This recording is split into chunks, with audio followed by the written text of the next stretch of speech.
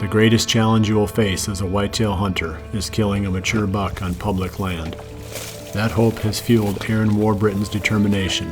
Now he heads carefully toward his first stand of the new season.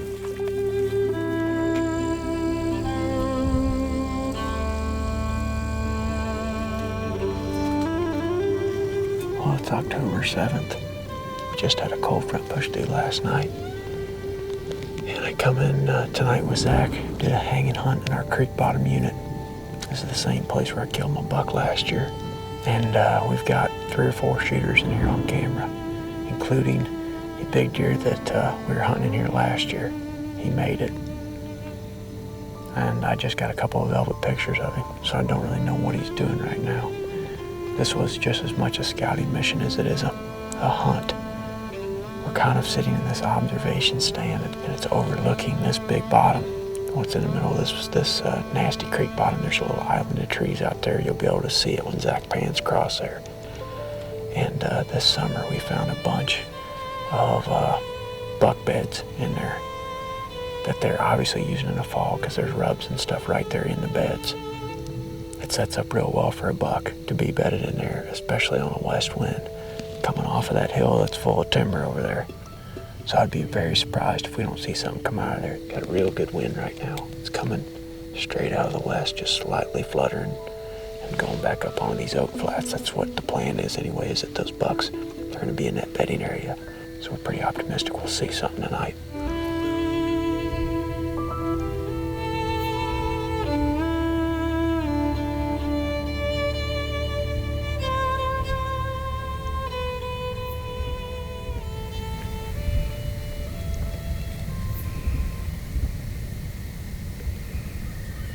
Okay, where's he at? Oh, good God, he's a giant.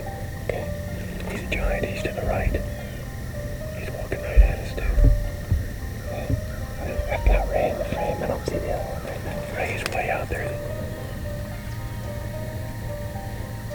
Yeah, it's definitely Ray. I'm 100% positive it's him.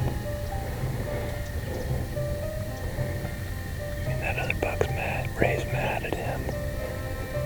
You know, he's aggressively walking towards him. Do you have them? Yeah, they're gonna fight. Ray's posturing up to him. There they go. Oh, yeah, Ray just pushed him off. No, it's a young buck. Ray's standing right on the edge. Oh no, they're both big bucks. No, here comes a third buck. Oh my God, dude. That one, the Ray is posturing up to that other one.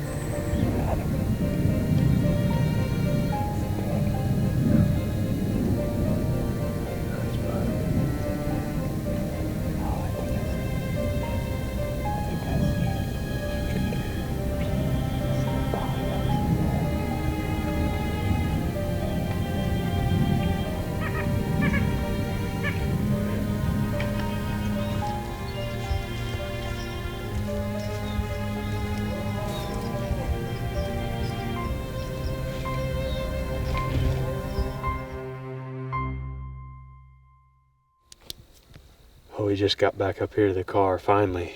I don't even know what time it is. What time do you have, Zach? It is 12:30. Yeah, so that buck came in at last light and bedded. Zach and I decided to try to get down without spooking him. And we were able to get to the base of the tree and, 150 yards or so away from that buck before we started to pick up the pace. But it took us, I'd say it was 10:15 when we started getting out of there, and like Zach just said, it's 12:30 now. There's a pile of bucks in there. Good grief. That is proof right there that these buck bedding areas do work in October, because those bucks were in there fighting over the best bedding location, which is the one that we found in that little island. And just like Dan Infault was telling us on our podcast earlier this year, there was satellite bedding located around that little island. That's where lots of those other 2-year-old and 3-year-old bucks were at. I mean, what a great night, though. 4 shooter bucks, Ray Finkel, that deer that I've had 3 years of history with, and then that giant that came right in there underneath the stand at last light. So I just hope that we can get back in there tomorrow, come up with a good game plan, and maybe see one of these bucks again. To prevent sweating on these long hikes into these public land areas, we prefer to pack a lot of our clothing in on the back of the stand and then layer up once we get to the tree. For an outer layer, I prefer the Cabela's Hybrid Jacket. It allows for a lot of range of motion, it's compressed down to make drawing a bow easier, and it's got insulation built into the core for those cool October evenings. In late August, we picked up this giant buck called Ray Finkel on one of our muddy trail cameras overlooking a bedding area. Upon checking the camera again in early October, we realized Ray was not using this bedding area, so we decided to push further in, leading to a great encounter and our first sit in the buck nest. When setting up close to buck bedding areas on public land, all of our gear has got to be totally silent. That's why we choose the Muddy Vantage Point tree stand. It has silent straps with no metal-on-metal contact and multiple platform adjustments to fit in just about any tree. For tree stand hunting, you can't beat the Realtree Extra camo pattern. As you can tell from our first sit in the buck nest, their pattern blends in extremely well and keeps us hidden from multiple bucks as they move around the field in front of us.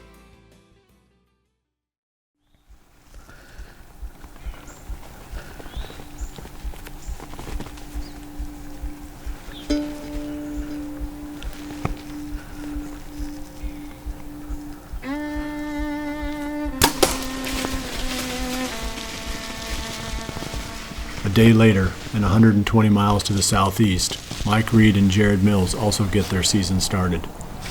The two bow hunters have developed a solid history of finding and tagging very impressive bucks. Mike's list for the new season is just taking shape, but before their focus shifts to antlers, the two bow hunters have other targets in mind.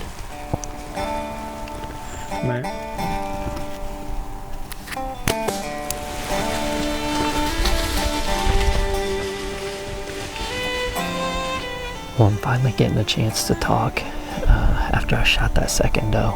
I only have 2 tags, and there's a 3-year-old and 4-year-old buck, and it looks like there's a doe and fawn working this way too, so Mike and I are gonna try to switch really quick. They're probably 60 yards out right now, so we'll see if we can make this happen.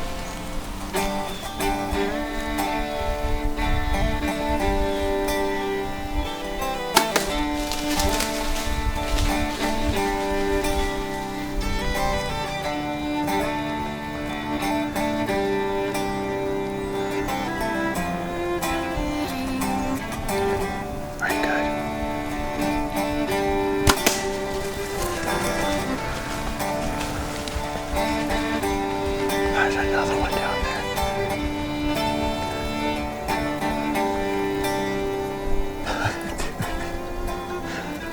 Oh man, I've been hunting for like 10 minutes and I've already shot 2, so this cold front's got them feeling excited. They're really on their feet. I know the other group that's out here doe hunting has got at least 1, so that makes 5 for the morning, which is a good start to the Doe Fest weekend.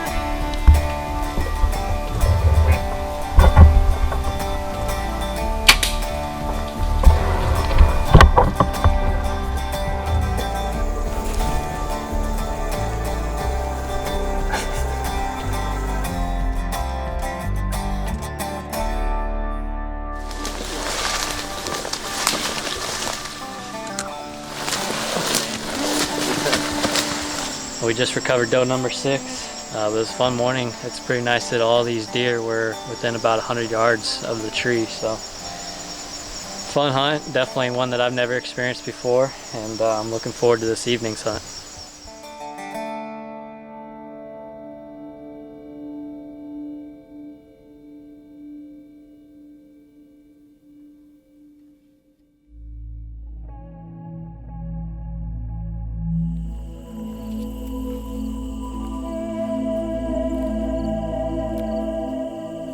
For my part, I have 2 bucks on my radar, two great bucks that we found during the summer, both deer that are carryovers from the previous fall. Skinny is a wide 10-pointer that sprang unbelievably from what had been a generic-looking buck the previous year. Conversely, Lefty has a pedigree, already showing signs of greatness in 2015. Regardless, both are now giants and worth weeks of effort. With enough trail cam photos to establish home ranges for both bucks, I have to choose my first quarry.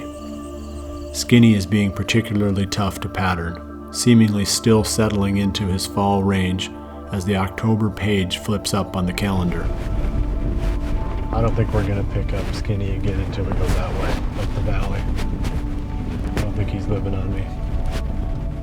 Lefty, however, seems to be the more predictable of the two, and it is on him that I set my early sights. You can learn a lot more from a trail cam photo than just when and where. In fact, by studying the direction of travel of the bucks as they enter the camera's radius, you can also determine where they are most likely bedding. And by moving cameras around, you can get a feel for the size and shape of their ranges. That was at 7:30 in the evening, coming from the right. So he's probably living around that way. With several weeks worth of photos in hand, I had a good feel for Lefty's range and core, and when he began to show daylight activity, it is time to make the first move.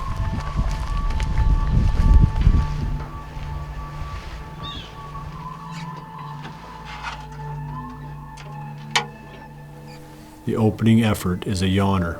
Nothing showed up this first evening in front of the redneck blind, though I had gotten daylight photos 2 days before. However, my greatest hope rests in a different setup. Just 150 yards to the south is a standing cornfield. I just need the combine to make its passage.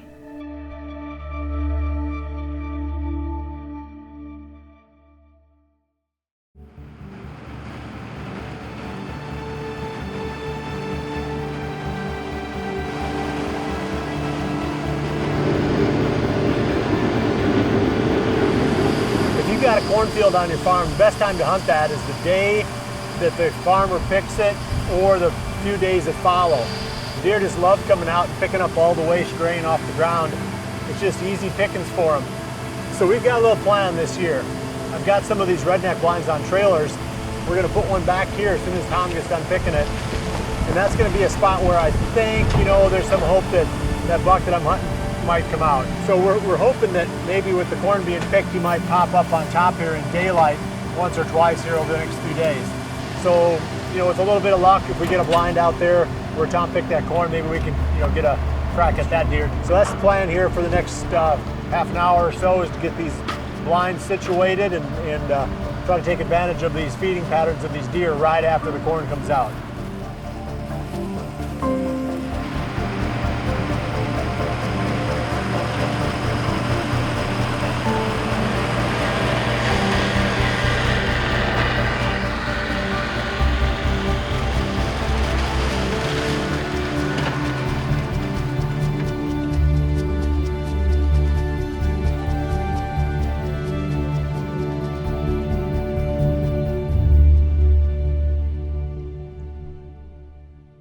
I've had a lot of success hunting near food plots, but before you can hunt them, you have to get them growing. And the key to growing a good plot is getting the seed in the ground at the right depth and the right rate. RTP's Genesis no-till seeder has done a great job for me on our farm. Deer love trophy rocks, and that makes them a great choice to attract deer to your trail cameras.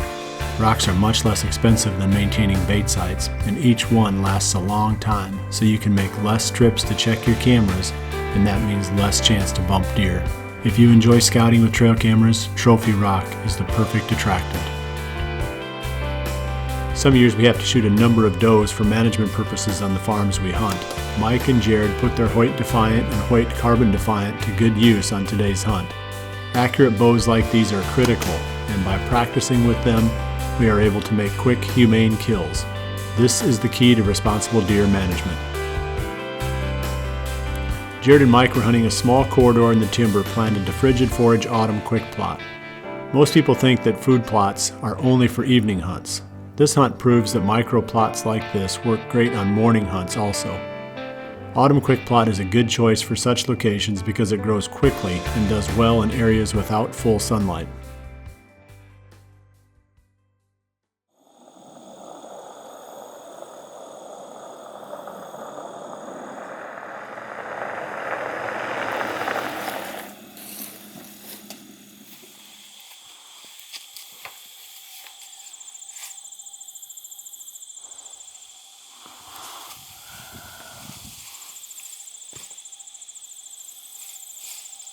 It's October 18th and I'm heading back into that blind that I moved into this field 3 days ago when the farmer pulled out of there with the combine the day that he picked it. This is one of the spots where we really expect to see, or we really hope to see, this buck that we're calling Lefty. It's right about in the middle of what we believe to be his range right now.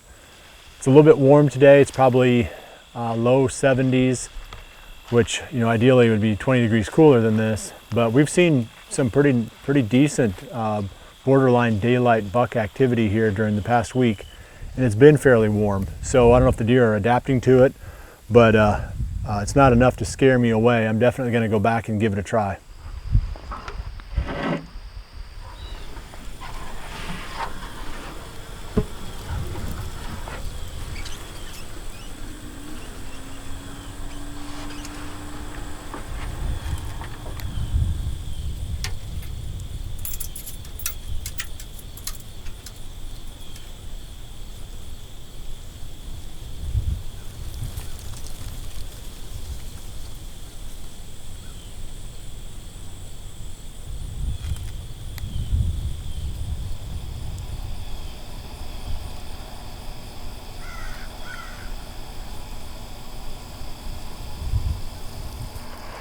Got about 35 minutes left here, and not a single deer has come out yet. There's no reason why they shouldn't. I mean, the conditions are nice. It is just a tad warm, but you know, we've seen deer move on days like this.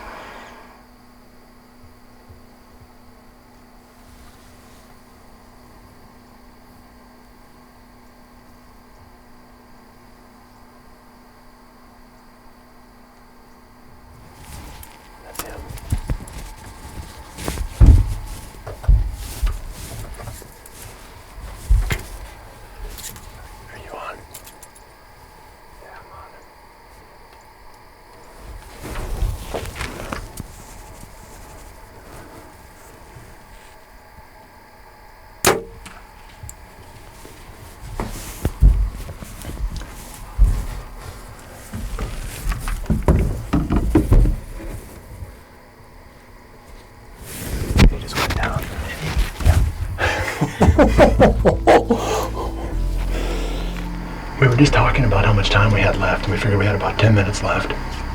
And we hadn't seen a single deer on this field. We saw two does across on the other side. And Zach looked out and said, "There's a deer." And I looked out and said, "Well, that's him." I mean, it was Lefty. And, you know, fortunately I've got lighted sight pins on the fuse sight, and I turned it on quick and I drew back, and he's, you know, it's 38 yards across the field, and he was on this side of the edge. So I put the 30-yard pin and squeezed it off, and thump, and he ran along that edge, but he was falling when I last saw him go past the end of the field. So like I said, I mean, I didn't have time to even get nervous. It was literally just a few seconds and there was the shot. But now it's starting to catch up with me. I'm shaking a little bit now, but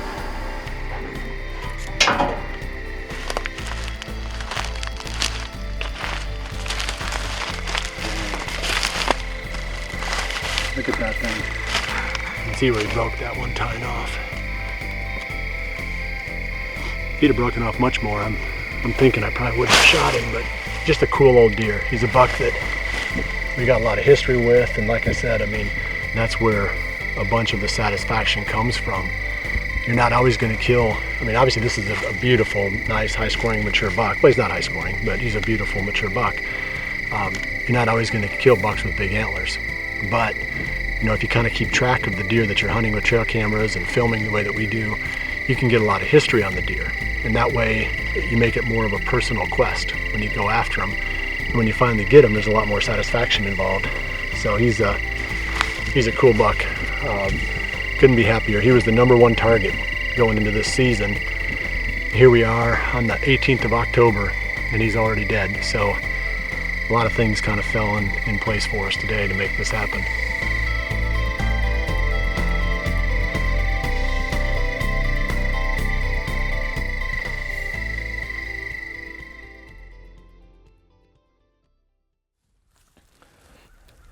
Well, I got Lefty back out today, cleaned him up so you can get a little bit better look at him. I want to talk real quick about the history that we've had with this buck over the past 3 seasons now. If you go all the way back to 2013, we think he was a 2-year-old, so that would make him 5 years old now. Then the next season, I was hunting out of a redneck blind about just a few hundred yards from here, and he was starting to show some pretty good character. His left side was taking some mass and some shape to it, but his right side was starting to fill in. It wasn't just the same big long fork that he had as a 2-year-old. So he was high on the watch list for the following year. We really wanted to see what that deer turned into. We found a shed off him that winter, so that was helping us to narrow down or continue to feel comfortable that we knew where this deer was living. Prior to the 2015 season, this buck was popping up on the trail camera consistently. We had lots of pictures of him. We never saw the buck during the 2015 season. So there was a little bit of apprehension as to whether or not this buck was still on the farm coming into the 2016. I put the cameras out there in sometime around the 10th of September, and immediately he was right back on there again. Right away, that was the #1 buck on my list. I spent a lot of time running cameras all over the areas where I thought that Lefty might be living. And I never picked up pictures of him except in 2 spots. Right back over there by that redneck blind, and then there's another cornfield behind me, another little small 1-acre cornfield, and we ran camera over there. You move cameras around and you try to find the boundaries of a buck's range, but to the extent that we understood where he was living, this was the middle of it. And as it turned out, it was a fluke, of course, that he was the only deer out. 5 minutes left, 10 minutes left of legal shooting time, he popped out. It turned into a pretty fast evening in just a few moments time there. I'm fortunate as a landowner here in Iowa that I can get 2 tags that I can fill prior to the late season with my bow. So I've got another one, and we still have a couple of weeks here as we build up to November. The action's gonna get more and more hectic and fast-paced each day. And I can't wait now. I've got a great buck on the ground. So it sort of takes some of the pressure off, if you want to call it that, or just sort of gives you a sense of being able to relax and have the rest of the season sort of play itself out. I can't wait until we get into the rut and we get into the month of November.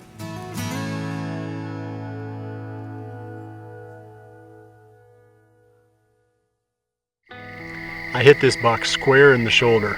You couldn't have center punched it any more in the shoulder, and the arrow went all the way through this deer. And I attribute the success of that shot to the small diameter, 5mm full metal jacket shafts that I shoot. I killed this buck last night with about 10 minutes left of legal shooting time. When you get into a blind, when the light starts to go low, your pins disappear. But if I wouldn't have had my fused sight with the little sight light that comes with it in that blind and been able to turn that thing on, there's no way I could have shot this buck. I always use the ozonics units. In these blinds, those things are, I would say, almost 100% effective from my experience. The wind was coming out of the north. We had 2 does straight south of us, and if they'd smelled us and started blowing, there's no way that this buck would have came out. So it's just another example of where the ozonics unit and the redneck blind working together contributed to a successful hunt. One of the main factors that contributed to my success on this hunt was the redneck blind. I pulled that thing in here the day that the farmer picked this field. It's a great way to use these blinds. If you've got access to a trailer and you can put one of them on a trailer, you can just roll it right into one of these fields or roll it into a field right after the farmer pulls out. I used the rocket steelhead on my hunt for Lefty and all the other deer hunts I've been on since roughly 1998. I like this head because it is simple, ruggedly made, and always opens. Also, this is the best penetrating mechanical head I've ever used, and penetration was important on this hunt because the arrow hit the back of Lefty's shoulder.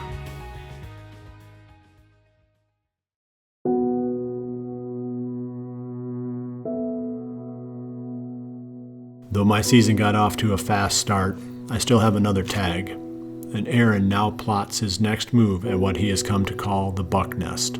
As you can see here over my shoulder, there's that willow tree down there about 100 yards away. And both nights we sat here from across the field, we watched a big buck get up from underneath that willow tree. He's gonna start glassing this field and hope a big buck shows up before dark.